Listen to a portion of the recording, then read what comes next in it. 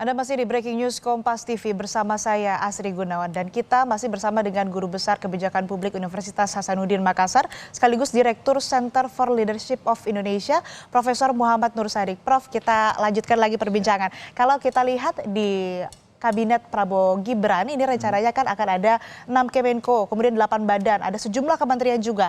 Diperkirakan ataupun juga yang sudah santer terdengar ada 46 kementerian. Kemudian kalau kita lihat dari fenomena yang terjadi, ini kan ada permintaan dari Wamentan untuk pupuk dan Bulog, pupuk Indonesia dan Bulog ini dipisah dari BUMN, jadi di bawah Kementan. Nah, Anda melihat ini apakah sesuatu keputusan yang strategis dan akan menjamin bahwa kinerja dari lembaga tersebut juga lebih baik?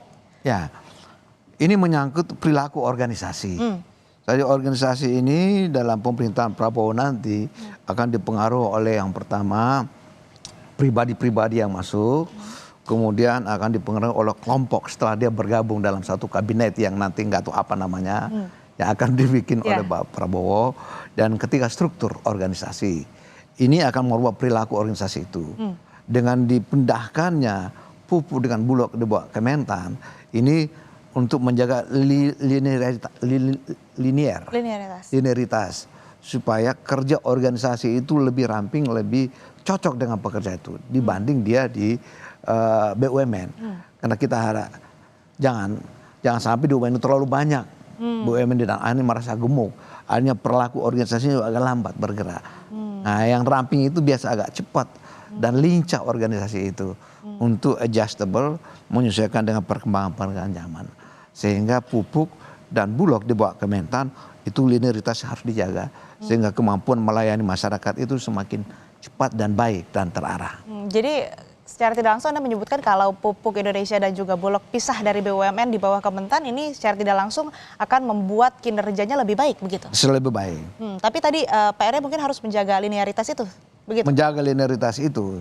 Karena masalah pupuk ya hubungannya dengan pertanian. Masalah Bulog masalahnya pangan. Juga hasil juga dari petani pertanian. Ya kan? Ya kalau dibawa ke Bulog terlalu jauh nanti gerakannya ke situ. Maaf, dibawa ke BUMN. Ya.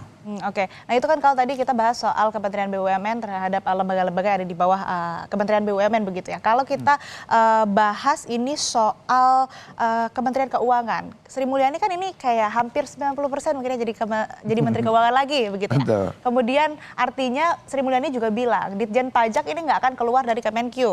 Artinya ini apakah menjadi nambah ada 3 wamen atau lebih banyak lagi wamennya atau seperti apa Pak Anda melihatnya? Jadi sekali lagi struktur itu mempengaruhi perilaku organisasi. Iya, dengan adanya satu wamen, perilaku organisasi berbeda dengan 2 wamen dan 3 wamen. Nah, kelihatan yang ada sekarang ada 3 wamennya. Ya, sehingga job-job dari Menteri Keuangan ini lebih terorganisir dan rapi.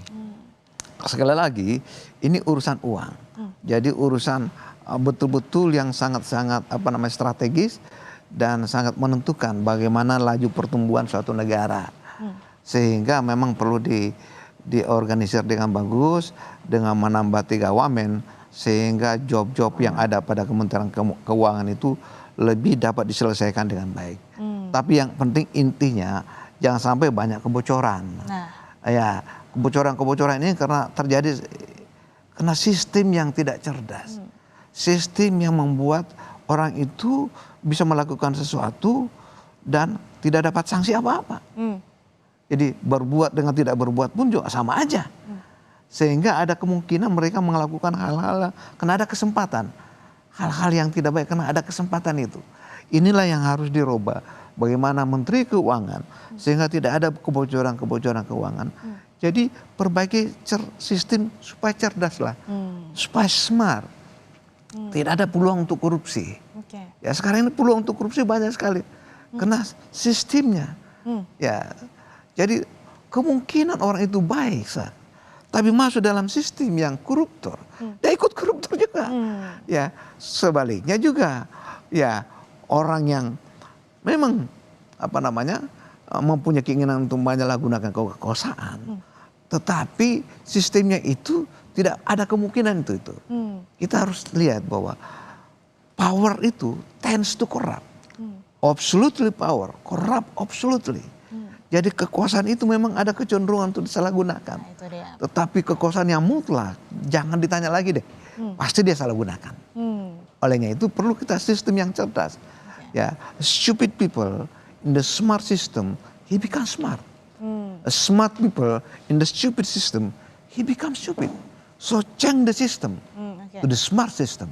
So the output is depend on the system begitu ya Betul, Pak? betul. Nah, betul. Lalu ini kan Pak sebetulnya yang ingin saya soroti adalah Ditjen Pajak ini apakah memang lebih baik di bawah Kemenkyu ini untuk mencegah terjadinya korupsi? Begitu Prof? Ya, jadi Dirjen Pajak ini ya selama ini kan dibawa Kemenkyu. Ya, persoalan dimanapun Dirjen itu ditempatkan, yang penting sistemnya itu tidak memberi peluang orang untuk korup.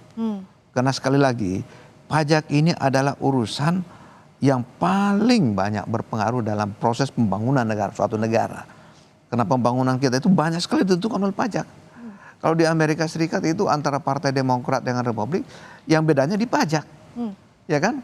Republik itu ya, dia mengendalikan pajak, Demokrat tidak terlalu, Demokrat mengendalikan pajak, Republik tidak mengendalikan pajak. Ya, sehingga sangat-sangat perlu diperhatikan untuk pajak ini, karena itulah yang kita bisa pakai untuk membangun. Dilihat aja dari data yang ada sekarang, pembangunan Republik kita ini sangat dipengaruhi dari kemampuan menarik pajak dari masyarakat kita. Oke, kita masih bahas soal ekonomi ini, Prof. Kalau kita lihat kan ini kelas bawah ini menjadi target approval rating politik. Ya, Kemudian kalau kelas menengah atas begitu ini kan sering di-entertain dengan ada tax approval, kemudian juga banyak hal begitu ya yang bisa membuat ataupun juga di kelompok ini adalah punya capital and power. Tapi kalau kita lihat kelas menengah, ini kan sedang tidak baik-baik saja begitu ya, kurang diperhatikan. Nah, apakah memang kelas menengah ini bukan jadi bukan jadi target politis begitu? Jadi sebenarnya di masyarakat kita yang perlu ditingkatkan itu yang namanya daya beli masyarakat, purchasing power. Karena daya belinya rendah, artinya dia yang dibeli, ya kan. Olehnya itu kita harus menempatkan bagaimana pemimpin yang akan datang ini menciptakan lapangan pekerjaan yang lebih banyak, mengurangi jumlah kemiskinan, ya, meningkatkan kelas menengah ke kelas atas, jangan kelas menengah turun ke kelas bawah. Kenapa? Bisa aja turun karena daya belinya rendah. Ya, gaji buruh kita di Republik kita ini itu masih berkisar di antara 3 juta per bulan, paling rendah itu, ya. Sehingga kita masih perlu untuk daya beli masyarakat kita. Ya, jadi suatu masyarakat, suatu negara yang pendapatan ekonominya rendah, itu dimanapun di dunia ini berlaku. Yang namanya, terjadi permusuhan internal dalam suatu negara, pemberontakan dalam suatu negara. Sehingga kita tidak inginkan seperti itu. Akibat dari faktor ekonomi yang tidak baik. Itu terjadi di Afrika, Amerika Tengah, di Asia pun juga begitu. Olehnya itu kehadiran pemerintah untuk meningkatkan derajat atau kemakmuran masyarakatnya itu. Tanpa hal itu ya untuk apa ada suatu pemerintahan? Karena urusan pemerintahan itu menyangkut masalah bagaimana menegakkan leadership. Leadership ini adalah hubungan untuk masa depan. Hubungan antara yang memimpin dengan yang dipimpin. Ya, harus ada di situ penghubungnya. Disinilah peranan partai-partai politik. Olehnya itu Bapak Prabowo memasukkan semua partai-partai politik banyak di kabinetnya. Dia harapkan supaya kepentingan rakyat di bawah ini lebih teragregasi, terkumpul. Kemudian kita dirumuskan, diartikulasikan. Ujung-ujungnya pemerintah nanti membuat suatu kebijakan untuk memenuhi kepentingan rakyat sesuai kebutuhannya lewat suatu kebijakan yang meningkatkan tingkat kemakmurannya, tingkat kesejahteraannya. Disitulah dibutuhkan kehadiran pemerintah. Jangan sampai karena dia catatkah di waktu lahir ataukah dia dalam tidak menguntungkan dari segi ekonomi, katakanlah dia miskin misalnya, pemerintah harus hadir di situ untuk meningkatkan derajat dia, untuk meningkatkan aksesibilitas dia. kepada pendidikan, kesehatan, ekonomi untuk bisa berusaha. Tanpa pemerintahan yang seperti itu, sehingga ya kita harus lihat kondisi sekarang ini, mohon maaf masih ada yang pesimis, ya masih ada yang pesimis. Kita harus rubah, pemerintahan merubah yang pesimis tadi jadi optimis. Tapi ini harus dilihat kinerja Pak Prabowo 3 bulan ke depan ini. 3 bulan ke depan setelah melihat orang-orang yang dipilih mampu nggak membuat perubahan dari yang tidak baik ke baik. Dan perubahan itu cuma bisa dilakukan oleh orang yang mempunyai kepercayaan dari masyarakat. Pak Prabowo dan timnya sudah mempunyai kepercayaan, dipilih langsung. Tapi tidak cukup sampai situ. Dia harus percaya diri lagi. Orang yang nggak percaya diri tidak berani mengambil risiko. Tanpa yang namanya risiko, tidak ada yang namanya perubahan. Tanpa yang namanya perubahan, pemerintah dan masyarakat itu kan mati. Jadi harus mengadakan perubahan. Oke, baik Prof. Jadi intinya kan memang dari tim ekonomi Prabowo Gibran di kabinet Prabowo Gibran begitu harus memberi atensi lebih terhadap kelas menengah tadi ya, yang kalau misalkan kita lihat bisa dikatakan kurang laku begitu ya kalau di politis begitu ya. Nah itu memang harus diperhatikan karena dengan diperhatikannya kelas menengah ini tentu bisa membantu mewujudkan target-target pertumbuhan ekonomi tentunya. Tapi tadi harus ada kinerja dan juga sinergitas antara kementerian dan juga pihak-pihak terkait, stakeholder terkait terhadap ekonomi di Indonesia. Dan saudara, Breaking News Kompas TV masih akan kembali usai jeda. Tetap bersama kami. Hampir separuh hari dihabiskan para calon menteri di kediaman pribadi Presiden terpilih Prabowo Subianto. Hari pertama pembekalan calon menteri di Padepokan Garuda Yaksa, Hambalang, Bogor, Jawa Barat ini didominasi wajah lama di Kabinet Jokowi. Pembekalan jelang pelantikan Presiden dan Wakil Presiden terpilih ini membahas sejumlah topik. Bapak Presiden bicaranya mengenai strategi ke depan. Dan tentu strategi ke depan itu banyak hal yang perlu dilakukan, termasuk menjaga pertumbuhan, meningkatkan pertumbuhan, kemudian situasi geopolitik, bicara mengenai national interest, dan bicara fungsi pemerintah sebagai akselerator, dan tentu juga harapan beliau agar program gizi nasional berjalan dengan baik. Pengarahan dari Presiden terpilih dengan beberapa ekspert-ekspert yang dari luar negeri. Yang paling berkesan apa Pak? Yang paling berkesan? Foto bersama. Yang dibicarakan adalah hal-hal yang menjadi prioritas bagi pemerintahan ke depan. Contohnya adalah ketika kita bicara mengenai ketahanan pangan, ketahanan energi, ya dan lain sebagainya. Jadi suasananya sangat santai dengan santai. Saya ulangin santai tapi substantif ya, sangat substantif. Besok Bapak ikut nggak Pak atau belum ada ya Pak siapa? Apa? Besok berarti cawamen aja atau untuk para camen karena kelihatannya udah selesai malam ini. tadi diperkenalkan satu persatu nggak Pak? Kita semua udah kenal masing-masing. Tampak juga wajah lama para politisi dari koalisi parpol yang akan memperkaya kabinet Prabowo Gibran. Tadi disampaikan bahwa Pak Prabowo itu mencari orang yang bisa bekerja sama. Kita harus komitmen dengan berbagai macam latar belakang yang berbeda. Partai yang berbeda, pengusaha, akademisi, birokrat, tapi kita mesti bisa bekerja sama. Dan untuk dapat kerja cepat, kerja baik, dan kerja teamwork, begitu ya. Bu Mutia, tadi pesan yang paling penting yang disampaikan Prabowo apa sih Bu Mutia dalam arahannya? Kerja cepat, kerja bersama, kerjasama dengan baik, tantangan ke depan berat, maka dari itu semua harus bisa bergerak dengan cepat. Pembekalan tak hanya soal topik pemerintahan, namun juga pembinaan perihal kebersamaan dan anti korupsi, seperti yang dijelaskan putra SBY yang juga salah satu menteri Jokowi ini. Dan tentunya beliau berharap bahwa yang mendengarkan tadi semua memiliki bekal yang kokoh terhadap pemahaman setting global tadi, juga di kawasan kita dan tentunya untuk Indonesia, baik dari sisi politik, ekonomi, pertahanan, militer, dan lain sebagainya. Pembekalan di kediaman pribadi Prabowo akan berlangsung selama 2 hari, yakni pada 16 dan 17 Oktober 2024. Kemungkinan di hari kedua pembekalan akan diikuti sejumlah nama yang berbeda dengan pembekalan di hari pertama. Tim Liputan Kompas TV. Saudara mantan Kepala BIN Budi Gunawan juga hadir dalam pembekalan calon menteri di Hambalang, Bogor, Jawa Barat. Budi dikenal dekat dengan Ketua Umum PDI Perjuangan Megawati Soekarno Putri. Kehadiran Budi dikonfirmasi Komandan Detasemen Pengawalan Khusus Menteri Pertahanan Prabowo Subianto, Letkol Infanteri G. Borlak. Budi Gunawan sebelumnya sempat diisukan menjadi calon menteri namun tak terlihat saat pemanggilan di Kertanegara.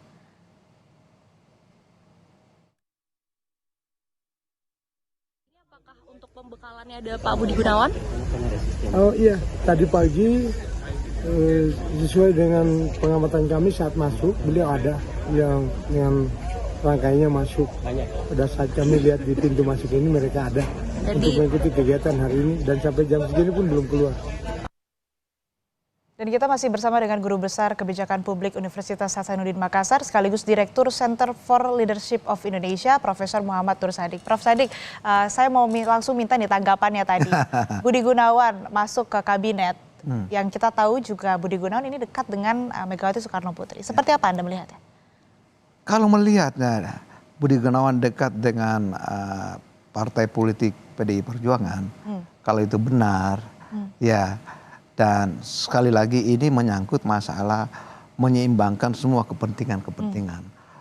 Interest group termasuk kepentingan partai politik.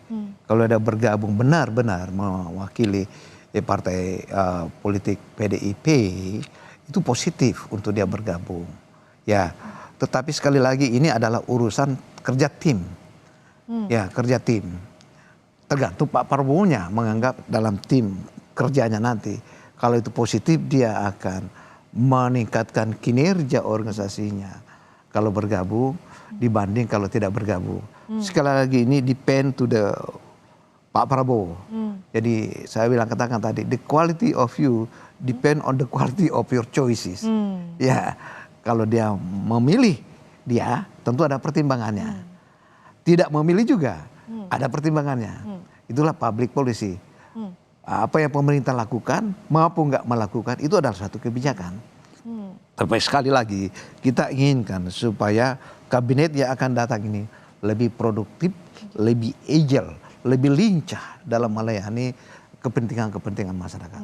Karena struktur itu mempengaruhi perilaku organisasi. Kalau struktur yang agak terlalu besar dengan struktur yang ramping itu perilakunya berbeda. Tapi sekali lagi ada dua pendekatan yang harus dipakai. Mengakomodir semua kepentingan di masyarakat, baik itu interest groupnya maupun partai politiknya, supaya lebih merasa bahwa saya ikut loh membuat andil dalam pembangunan Republik kita. Saya nggak menonton aja, tapi libatkan dia. Jangan membuat dia sebagai penonton saja, tapi libatkan dia untuk membangun masyarakat yang kita cintai ini tanpa memandang latar belakang apakah suku, agama, ras, etnis, semuanya bisa masuk ke dalam. Sehingga kita benar-benar berada dalam suatu kelompok yang namanya Bhinneka Tunggal Ika. Kabinet Prabowo nanti itu mencerminkan Bhinneka Tunggal Ika itu. Semua etnis grup ada dalam, semua kelompok kepentingan ada, semua apakah militer, sipil, pengusaha, semua suku agama dari mana saja. Etnis mulai dari Sabang sampai Merauke ada di dalam. Dari Pulau Miangas sampai Pulau Rote semua ada di dalam untuk membangun Republik kita ini. Karena yang dihindari jangan sampai ada yang menonton, apalagi dia merasa kelas nomor 2 ya di dalam negaranya sendiri, ada yang merasa kelas nomor 1. Itu yang kita hindari. Perlu kekompakan bersama membangun rakyat kita, karena pemerintahan yang hebat itu kalau dia bisa cepat mengadakan speed, kecepatan dalam pembangunannya. Karena kalau tidak seperti itu, biasanya dirongrong oleh internal juga di dalam. Sehingga tidak ada waktu untuk melihat ke depan. Dia menghabiskan waktunya untuk menjaga stabilitas internalnya. Akhirnya kita dikalah oleh negara lain yang lebih cepat perkembangannya. Tapi Prof, kalau kita lihat Budi Gunawan ini kalau masuk dan seperti yang sudah dikabarkan masuk ke dalam kabinet, Anda melihat ini artinya tanda-tanda bahwa tidak akan ada oposisi atau bagaimana? Persoalan oposisi dengan tidak oposisi di Republik kita itu kita tidak kenal namanya oposisi dan bukan oposisi kan.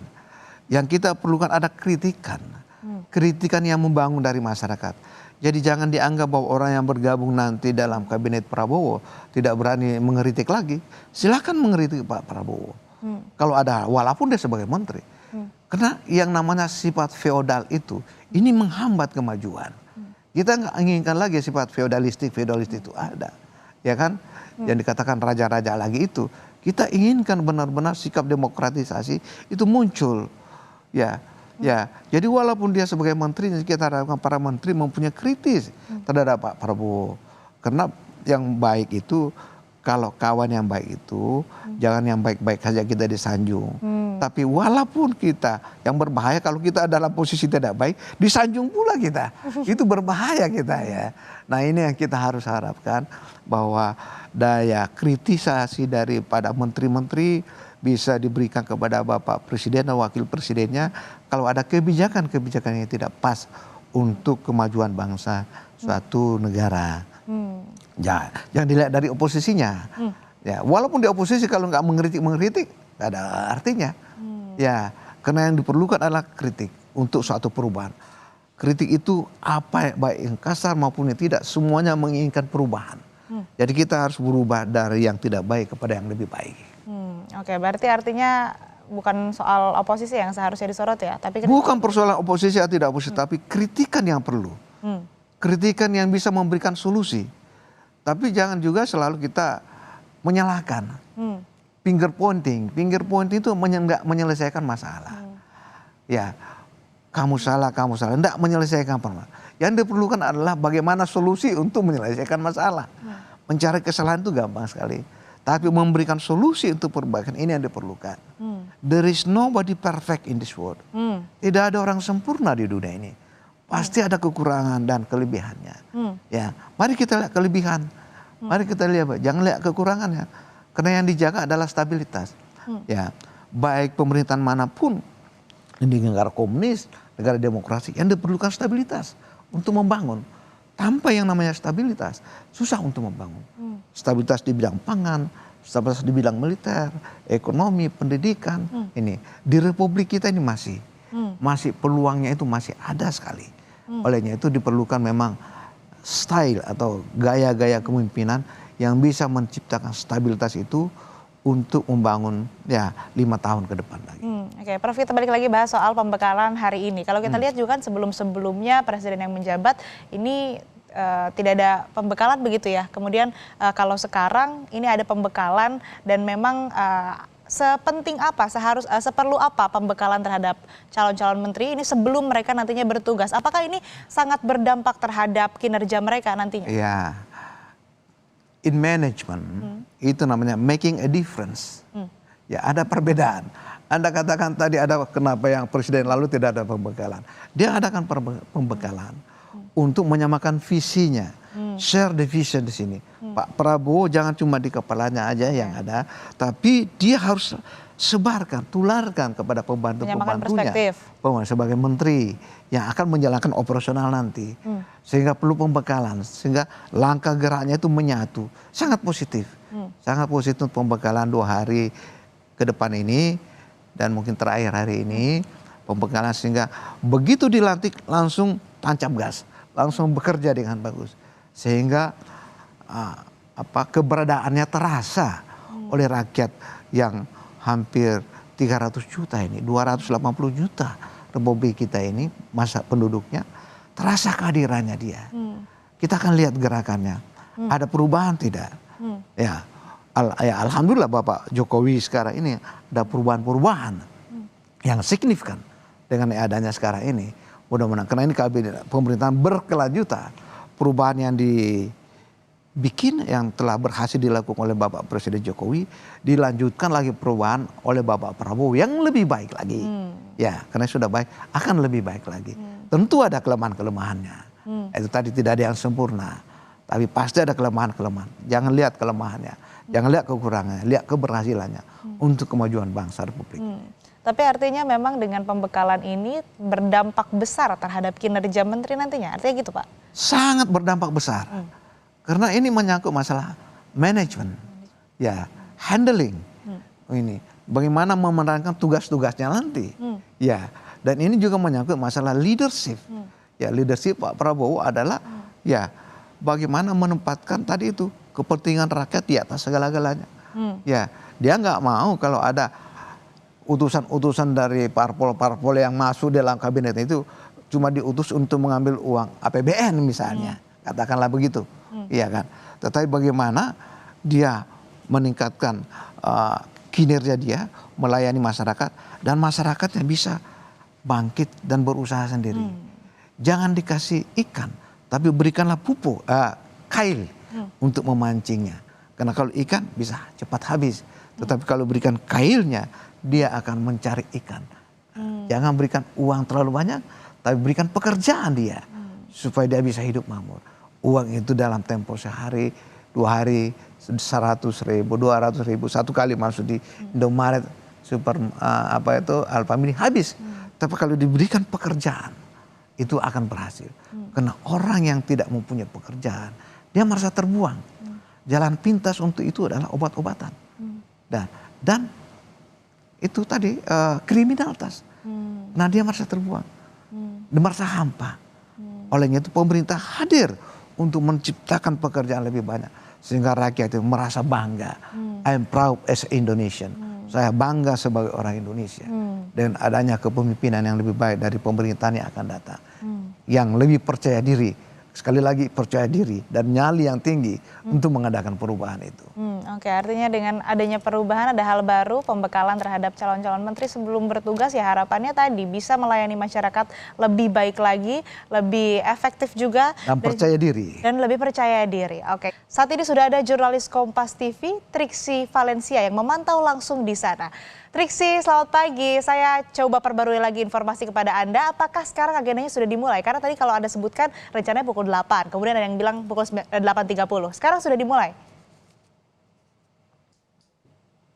Iya, tentu sudah dimulai Asri dan juga saudara, karena acaranya ini dimulai pukul 9 waktu Indonesia bagian Barat, karena agenda untuk tiba ataupun juga datang ke tempat ini dari pukul 8 sampai pukul 8.30, karena memang tepat waktu ya pukul 9 pagi waktu Indonesia bagian Barat ini agenda akan dimulai, yang berarti ini sudah berjalan 20 menit agenda tersebut berlangsung. Dan kalau tadi saya mengkonfirmasi terkait dengan list nama yang akan hadir ataupun juga yang mendapatkan jadwal pembekalan pada hari ini sebagai calon wakil menteri maupun juga calon kepala badan, 54 orang sudah hadir yang berarti sudah berada di dalam semuanya dan mengenakan pakaian batik. Berbeda dengan hari pertama ya, mengenakan kemeja putih, hari ini mengenakan batik yang sama seperti pada saat pemanggilan mereka ke rumah Prabowo Subianto yang ada di Kertanegara 4 pada hari Selasa kemarin.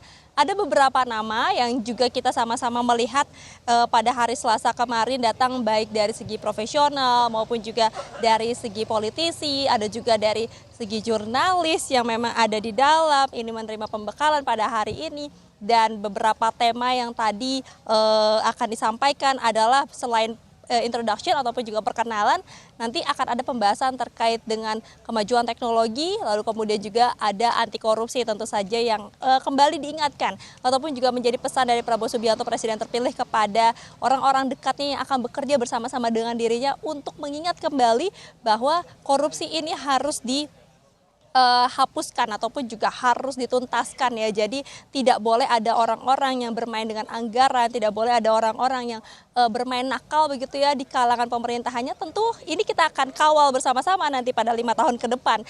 Asri dan juga saudara, bagaimana kalau hari ini sudah dibekali ya dengan ilmu, dengan value-value dari Prabowo Subianto maupun juga dari Gibran Rakabuming Raka. Kita akan lihat kinerjanya setelah pada tanggal 20 Oktober 2024 dan juga 21 Oktober 2024 pada pelantikan keduanya. Kita akan lihat bagaimana mereka bekerja selama 5 tahun periode 2024 sampai dengan 2029. Apakah benar-benar sesuai dengan yang diharapkan, sesuai dengan pembekalan yang diterima pada hari ini. Asri dan juga saudara, kita akan nantikan juga bagaimana pesan mereka setelah mendengarkan ataupun juga menerima pembekalan pada hari ini di kediaman Prabowo Subianto yang ada di Hambalang. Asri. Baik, terima kasih jurnalis Kompas TV Triksi Valencia melaporkan langsung dari Hambalang, Bogor, Jawa Barat. Kita ke Prof Sadik lagi, Prof. Mungkin terakhir ini ya, Prof. Pertanyaan dari saya. Ini bagaimana memastikan menteri-menteri yang hadir, masing-masing menteri yang hadir ataupun juga dipanggil ini punya leadership, dan kira-kira komunikasi publik seperti apa yang paling diterima masyarakat saat ini? Ya, saya berangkat dengan leadership dulu. Leadership itu how to bring out the best of the people. Jadi bagaimana mengeluarkan yang terbaik dari seseorang yang dimiliki. Bapak Prabowo melihat pembantu-pembantunya itu punya kompetensi masing-masing. Dia inginkan bahwa dia akan keluarkan yang terbaik untuk melayani masyarakatnya. Nah, si menteri-menteri kita ini mengeluarkan yang terbaik pula yang dimiliki nanti untuk melihat masyarakat itu apa kebutuhan, apa kehebatan dari masyarakat Sulawesi, masyarakat Kalimantan, masyarakat Jawa, sehingga dia bisa lebih berarti lagi. Olehnya itu, nah komunikasi politik yang harus kita lakukan adalah betul-betul harus mengerti aspirasi masyarakatnya. Sentuh hatinya rakyat. Kalau hati rakyat itu sudah disentuh, apapun sebenarnya dia ingin harapkan untuk melayani dan loyal terhadap pemimpinnya. Karena ini hubungan antara pemimpin dengan yang dipimpin. Ada unsur kepercayaan. Tadi disebut korupsi.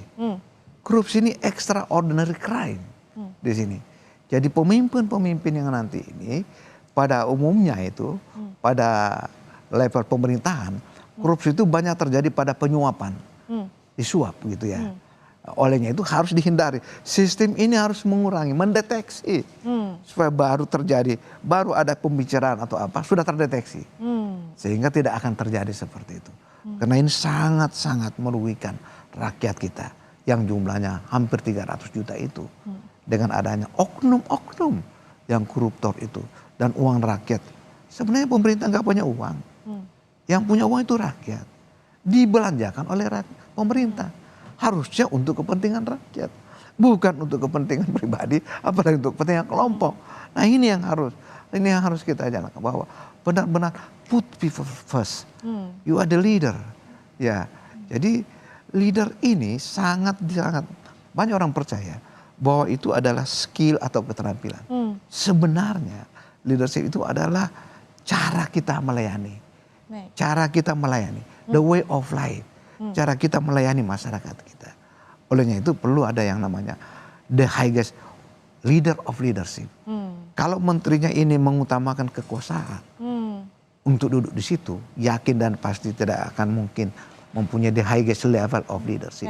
Tapi kalau keinginan dia duduk di situ semata-mata untuk melayani kebutuhan masyarakat, pada saat itulah dia bisa menerapkan namanya the highest level of leadership. Karena di otaknya, di pikirannya bukan mencari kekuasaan, tapi mencari posisi untuk melayani masyarakat. Baik, artinya memang pembekalan hari ini yang diberikan oleh Presiden terpilih Prabowo Subianto terhadap calon menteri, wakil menteri dan juga kepala lembaga ini tadi seperti yang Prof. Sadik bilang, ini leadership ini penting, harus dimiliki oleh masing-masing tokoh yang menjabat nantinya supaya bisa melayani masyarakat, melayani publik lebih baik lagi. Terima kasih Prof. Nur Sadik. Bukan leadership, bukan dia yang mau dilayani, tapi dia yang melayani. Iya, bukan ingin dilayani, tapi dia yang melayani terhadap publik, terhadap masyarakat Indonesia. Terima kasih Prof. Sadik sudah bergabung bersama kami di Breaking News Kompas TV. Saya selalu Prof.